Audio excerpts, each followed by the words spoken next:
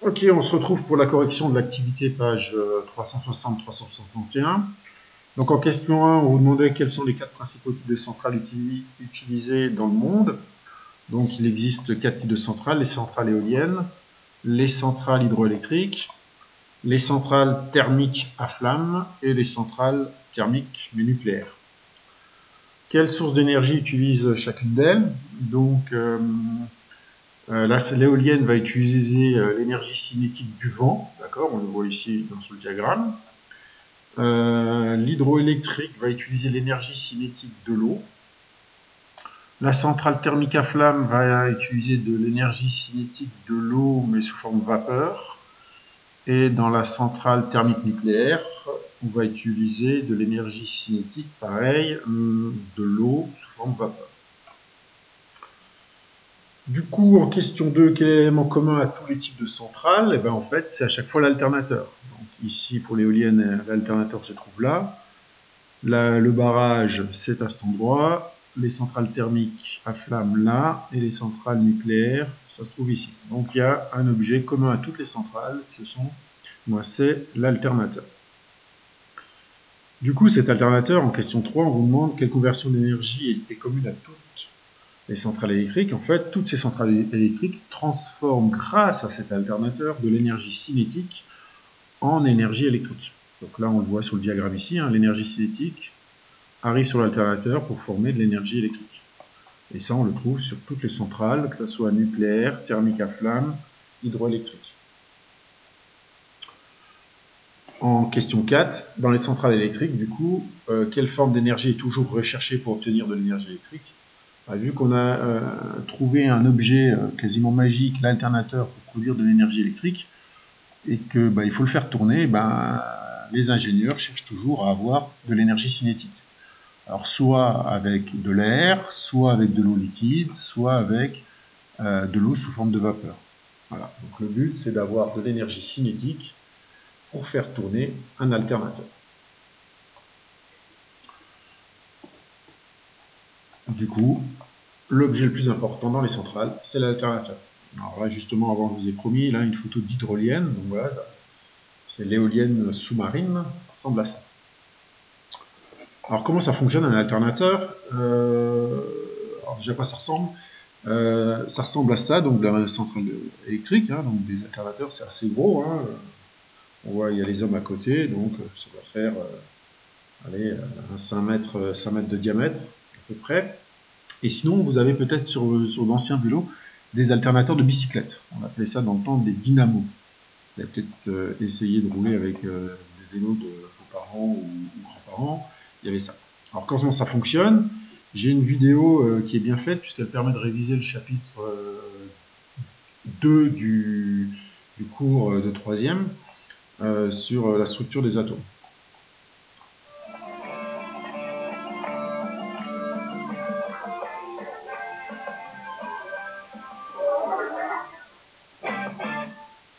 Aïe, je me suis pris un coup de jus. Tiens, mais c'est quoi l'électricité? Pour comprendre, zoomons sur ce fil électrique. Comme tout ce qui nous entoure, il est composé d'atomes. Regarde, un atome, c'est un noyau chargé positivement et tout autour, un nuage de particules en mouvement.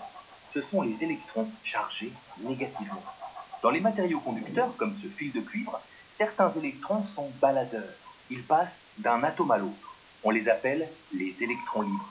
Le courant électrique, c'est simplement le déplacement de ces électrons libres dans le matériau conducteur. En fait, les électrons se déplacent dans le fil un peu comme l'eau qui coule dans une rivière. Oui, c'est presque ça. Et c'est le courant électrique qui transporte de l'énergie. D'accord, mais il y a bien quelque chose qui leur donne envie de bouger à ces électrons, non? Bien sûr. Par exemple, quand on agite un aimant le long d'une bobine de fil de cuivre, le mouvement du champ magnétique de l'aimant induit le mouvement des électrons libres dans le fil de cuivre. Ah, c'est ce qu'on utilise dans une centrale électrique? Oui, et on appelle cela un alternateur. Il fonctionne sur le même principe. D'ailleurs, on retrouve nos deux éléments, un gros aimant qui tourne au centre de bobine de cuivre. À chaque variation du champ magnétique, les électrons libres entrent en mouvement et génèrent un courant électrique. Génial! Mais comment on fait tourner l'aimant? À l'aide d'une turbine reliée à l'axe de l'aimant de l'alternateur. Après, il existe plusieurs moyens de faire tourner cette turbine. Dans les centrales thermiques, on chauffe de l'eau grâce à la combustion du gaz, du charbon créer de la vapeur d'eau sous pression, comme celle qui sort d'une cocotte minute. Cette vapeur d'eau entraîne la turbine qui fait tourner l'aimant, ce qui crée le courant électrique. Et dans les centrales nucléaires, il se passe la même chose? Oui, mais pour produire de la vapeur, on ne brûle pas de gaz, pas de pétrole ni de charbon. On casse le noyau d'atomes d'uranium en deux. Cette cassure d'atomes, qu'on appelle fission, produit un fort dégagement de chaleur. C'est cette chaleur qu'on utilise pour créer de la vapeur d'eau. Ensuite, c'est le même principe. La vapeur entraîne la turbine, qui entraîne l'aimant, qui produit un courant. D'accord, mais l'uranium ou le charbon, on n'en aura pas pour toujours, non? Non, pas toujours. L'uranium, on le trouve dans l'uraninite, un minerai de la croûte terrestre. Mais le stock d'uraninite contenu dans les mines s'épuisera un jour. Pareil avec les ressources d'énergie dites fossiles. Les réserves de charbon, de gaz et de pétrole, qui ont mis plusieurs millions d'années à se constituer, s'épuisent elles aussi. Ah, c'est embêtant ça. Mais il existe d'autres sources d'énergie? Absolument. Des sources d'énergie renouvelables, comme par exemple l'eau ou le vent. Dans les barrages hydrauliques qu'on construit sur les fleuves et les rivières, l'eau, en chutant, fait tourner une turbine. Pareil avec le vent, il fait tourner les pales de l'éolienne. La suite de l'histoire est la même. La rotation mécanique entraîne l'alternateur et on obtient un courant électrique. Après, il ne reste plus qu'à le transporter dans les pylônes et lignes électriques jusqu'à nos habitations. Eh bien, quelle aventure électrisante! Voilà, donc un alternateur, facile à faire. Si on veut produire de l'énergie électrique de façon simple, et ben, il suffit de prendre un aimant et faire déplacer cet aimant près d'une bobine de fil de cuivre. Et du coup, le mouvement de la bobine, le mouvement de l'aimant par rapport à la bobine, va faire déplacer les électrons libres et ça va créer un courant électrique. Alors le courant électrique qui est créé avec un alternateur, eh ben, c'est une tension variable, alternative. D'ailleurs, c'est pour ça qu'on appelle ça un alternateur. Alternative, pourquoi? Parce que la tension sera de temps en temps positive, de temps en temps négative. Voilà. Contrairement, par exemple, à une tension fournie par exemple par une pile, si maintenant vous prenez une pile de 9 volts, eh ben, on dit que c'est du continu, c'est tout le temps 9 volts, sauf si elle s'use tout doucement et du coup ça baisse régulièrement. Voilà. Donc ça c'est du continu, et sur un alternateur, ça produit une tension alternative. D'accord? Donc ce qui veut dire que toutes vos prises de courant, puisque les prises de courant que vous avez à la maison sont alimentées grâce à des centrales électriques, soit nucléaires, à charbon, à éoliennes, et ainsi de suite. Donc vos prises de courant fournissent du moins à vos appareils électriques une tension qui est alternative. C'est un peu plus lisse, d'accord?